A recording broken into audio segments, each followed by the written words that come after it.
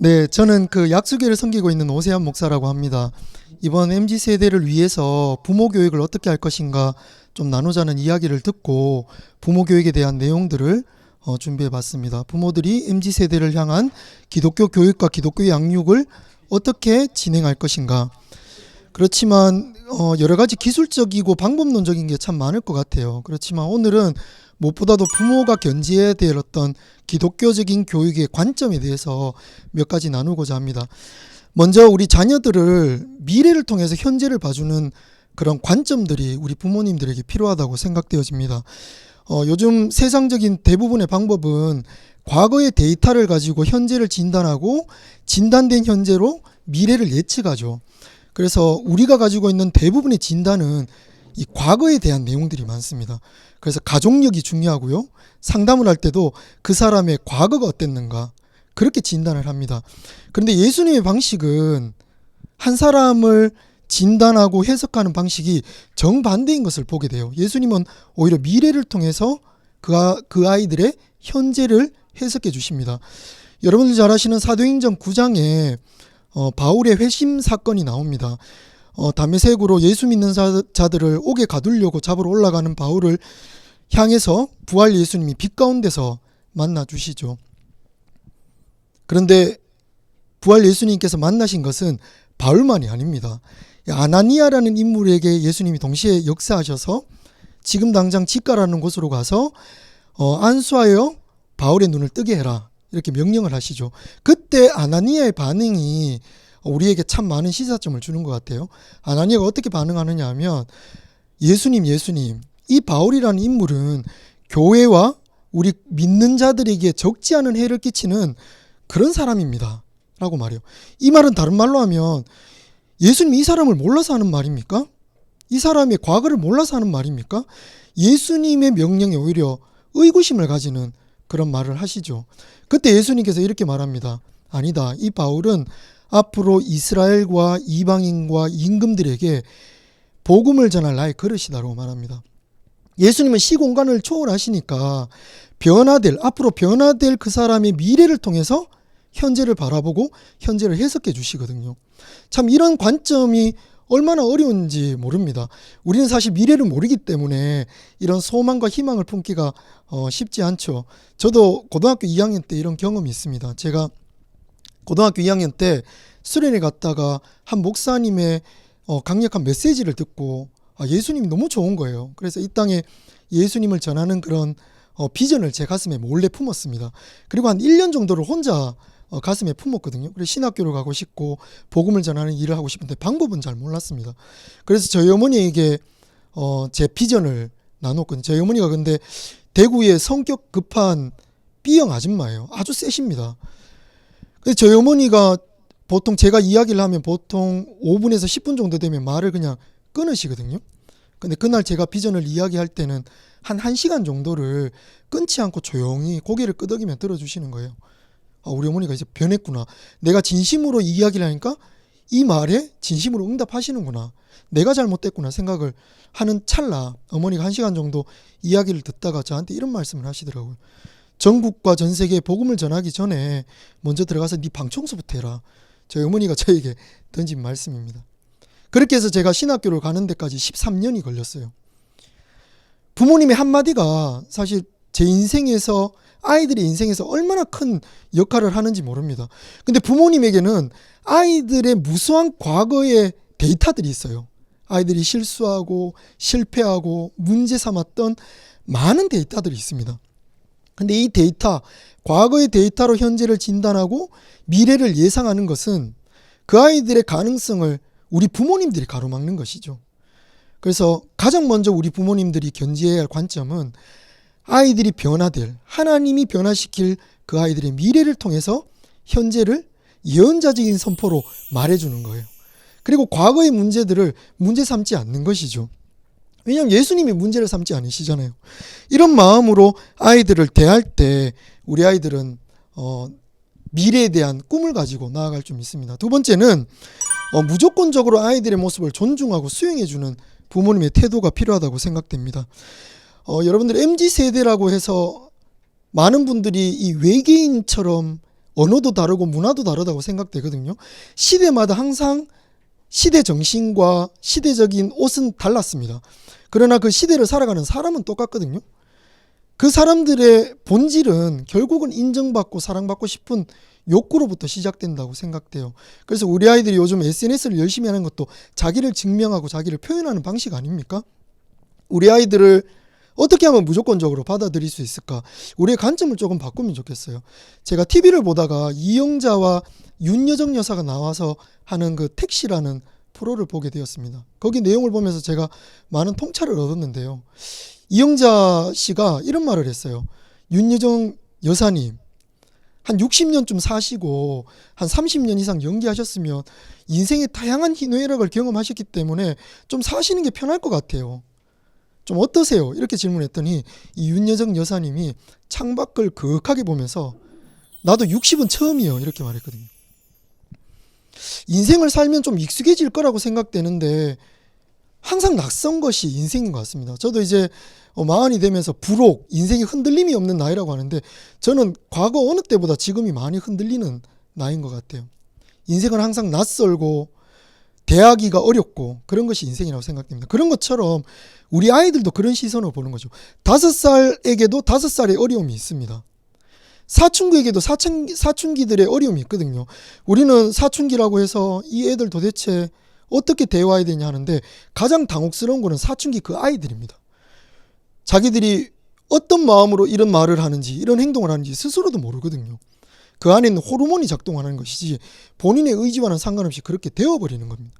그럴 때 우리가 아이들을 향하여 나무라기보다는 그 아이들이 있는 모습을 인정해주고 지금의 나이 때는 누구나 그래. 조금만 시간 지나면 괜찮으니까 조금 이 시기를 너를 조금 너그럽게 봐주면 좋겠다. 이런 이야기들로 아이들의 조급함과 조바심을 좀 줄여줄 수 있는 방법이 있다면 우리 교회와 부모님들이 이 아이들을 대하는 마음들이 조금은 가벼워지지 않을까 그렇게 생각되어집니다. 저희 사춘기 아이들을 볼 때 이런 말을 많이 하죠. 말을 안 들어서 사춘기인가? 사춘기여서 말을 안 듣는가? 만약에 말을 안 들어서 사춘기면은 저희 아버지 70이신데 아직 사춘기일 거예요. 아직도 말을 안 들으시거든요. 저희는 항상 말 안 들으면은 이 애가 사춘기인가 그러는데 그거는 저희 어른들의 관점이죠. 그 아이들은 그 아이들의 나름의 방식이 있는 것입니다. 제가 예전에 사역하던 교회에서 저희 멘토 목사님께서 교회를 운영할 때 사랑의 관점으로 아주 교회를 잘 그렇게 목회를 하셨습니다. 그런데 특별히 청소년 청년들 사역을 집중적으로 하셨는데 어느 날 청소년 청년 데스메탈 하는 친구들이 온 거예요. 한 5명이 왔는데요. 이 아이들이 머리부터 발끝까지 검정색 옷, 데스메탈이니까 아이들이 엄청 이 포스가 넘치는 거예요. 눈에도 스모키 화장을 하고요. 입술도 새까만 거 칠하고요. 손톱도 새까맣게 칠해서 왔습니다. 그리고 얼굴에는 보통 10개 이상의 피어싱을 달고 왔어요. 저도 그 당시 20대였는데 그 아이들을 보고 놀랐거든요. 근데 저희 교회에 있는 집사님, 권사님들이 애들이 들어오자마자 그 아이들에게 달려가서 환하게 웃으면서 손을 잡고 그들을 안아줬습니다. 그러면서 잘 왔다. 우리가 너희를 위해서 얼마나 기다린지 모른다. 환대해줬어요. 그러면서 하는 얘기가 화장이 너무 잘 된 것 같아. 나도 이런 화장 한번 배우고 싶다. 피어싱 어디서 있니? 나도 그 피어싱 한번 해보고 싶은데 이 피어싱 할 때 어떻게 하면 되니? 이런 이야기들을 아이들과 서스럼없이 한 거예요. 근데 아이들은 여전히 경직된 마음으로 그 어른들을 바라봤죠. 이 아이들은 아주 집요한 가짜자거든요. 자기들이 이런 말과 행동을 할 때 어른들이 어떻게 반응하는가를 유심히 봅니다. 근데 이 아이들이 3개월 나오고 4개월 나오고 5개월 나왔습니다. 그런데도 어른들이 동일한 마음으로 그 아이들을 품어줬거든요. 그러니까 애들의 마음이 조금씩 열리기 시작한 거예요. 근데 결정적인 건 저희 목사님의 태도였습니다.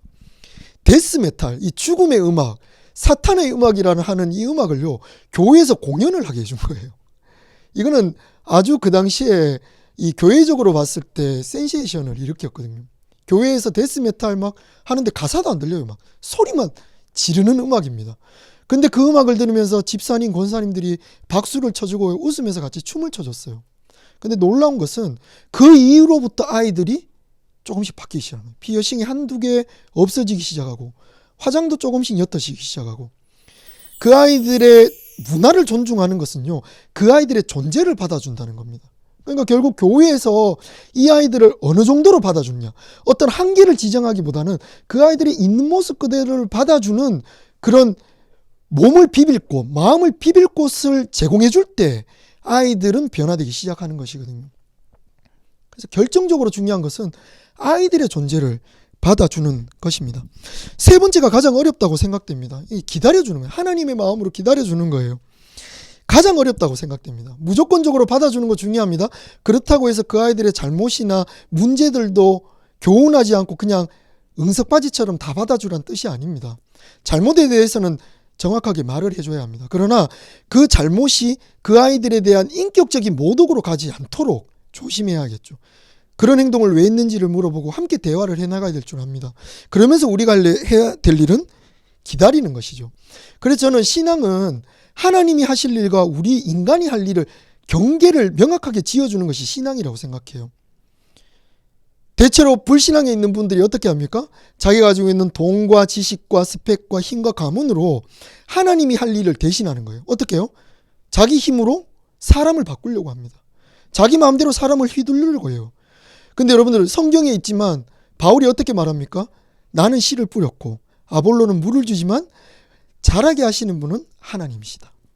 사람을 온전하게 변화시키는 건 하나님의 역할입니다. 우리가 할 일은 계속해서 복음과 사랑과 믿음과 소망의 씨를 뿌리고요. 그 아이들이 잘 자라도록 물을 주는 거죠. 그 아이들이 그 뒤에 성장하는 것은 하나님의 역할입니다. 그래서 우리는 우리 부모님과 교회가 해야 될 역할은 하나님께 기회를 드리는 거죠. 우리는 끊임없이 아이들이 자랄 수 있는 판을 만들어주고 그 환경을 조성해 주는 것, 이것이 정말 중요하다고 생각돼요. 이럴 때 가장 방해가 되는 것이 우리 교회와 부모님들의 조바심이라고 생각돼요. 빨리 이 아이들을 바꾸어서 하나님의 일꾼으로 쓰임 받도록 하고 싶거든요. 그러니까 마음에 조바심이 있는 거죠. 이 애들이 언제 커서 자기 역할하고 돈 벌어서 한 가정을 이룰까? 이 조바심이 너무 큰 겁니다. 근데 여러분, 아이들은 아이들의 속도가 있거든요. 그래서 아이들을 온전히 하나님의 자녀로 성장시키기 위해서는 부모 속도에 따라 아이들을 키우는 것이 아니라 아이들의 속도에 맞춰서 부모들이 맞춰줘야 되는 것입니다. 아이들의 속도. 저도 이제 아이를 키우는 입장이지만 주변의 아이들에 비해서 말이 늦거나 글이 늦거나 행동이 늦을 때 마음에 조바심이 있어요. 근데 그럴 때 그 지점이 바로 우리의 믿음과 신앙이 발생되는 지점인 거죠. 그 지점이 하나님의 주권과 역사하심을 인정하는 지점이라는 거죠. 그래서 조바심이 일어날 때가 우리의 시험에 하나님 앞에 믿음을 시험받을 아주 중요한 지점이라고 생각됩니다. 제가 예전에 양육한 청소년 중에요, 가정폭력으로 시달리는 아이들이 여러 명 있었습니다. 아버지가 때리는데 수련회 갔다 오는데 들어오는 찰나에 리모컨을 던져서 이마 찢어져서 꼬매고 오고, 어느 날은 교회에 안 옵니다. 연락을 해봤더니 엄마가 아버지한테 맞아서 병원에 가 있다는 거예요. 그래서 제가 그 아이를 또 만나면 계속 울어요. 그리고 어디 수련회를 가면 늘 깁스를 하고 옵니다. 그래서 제가 1년 정도를 그 아이를 케어하고 국가기관에도 의뢰를 하고 상담을 받을 수 있도록 돕고 여러 가지를 했습니다. 그래서 이 아이가 성적이 안 되었지만 열심히 해서 대학을 갔거든요. 대학을 합격을 했습니다. 그러니까 어느 날 이제 제가 해외에 기독교 교육 연수를 다녀왔는데요. 연락했는데 연락이 안 돼요. 근데 카톡을 연락이 안 돼서 병원에 입원했다는 소식을 듣고 어머니한테 전화를 했더니 이 아이가 병원에 있는 것이 아니라 방에 있다는 거예요. 그래서 제가 좀 바꿔달라고 했더니 얘가 사색이 된 거예요. 가만히 봤더니 제가 불러서 이야기를 들어보니까요, 1년 동안 저한테 아버지가 폭력했다는 모든 이야기가 다 거짓말인 거예요. 싹 다 거짓말이었습니다. 그분은 교회 신실한 집사님이었어요. 그런데 아버지가 때린다고 거짓말하고. 근데 제가 이 아이들 때문에 상담학을 공부를 하게 됐거든요. 진단을 해보니 맨하우젠 증후군이라고 이런 증후군이 있더라고요. 그 증후군은 아플 때 병원에 갔더니 병원에서 의사 선생님과 간호사들이 너무 잘해주는 거예요. 그래서 그것을 마음에 관심으로 여기고 계속해서 아픈 깨를 내는 거죠. 그래서 이 아이에게 제가 할 수 있는 것이 뭔가를 봤더니 기다려주는 것밖에 없죠. 그래서 그 아이를 받아주지 않는 그 부모님, 그렇지만 하나님은 너를 받아주신다, 이렇게 그 아이를 있는 그대로 기다려주면서 받아줬더니 그 아이가 지금 신학교를 가려고 준비하고 있습니다. 여러분, 자녀들 키우기가 참 어려우시죠? 자녀를 양육하기 참 어려운 거 압니다. 우리 부모님들의 마음이 참 어려운 거 알아요. 그렇기 때문에 우리 부모님들이 먼저 회복을 경험해야 하고 하나님의 깊은 사랑에 깊이 빠져야 될 줄 압니다. 우리 MZ세대를 향한 기술적이고 방법적인 이야기보다도 오늘은 우리 부모님들의 관점에 대한 이야기를 했습니다. 다음에 기회가 된다면 기술적인 이야기를 하겠지만 무엇보다도 중요한 것은 우리 부모님들이 자녀를 바라보는 관점이 하나님의 관점으로 변화되는 그런 귀한 시간 되기를 바랍니다. 네, 감사합니다.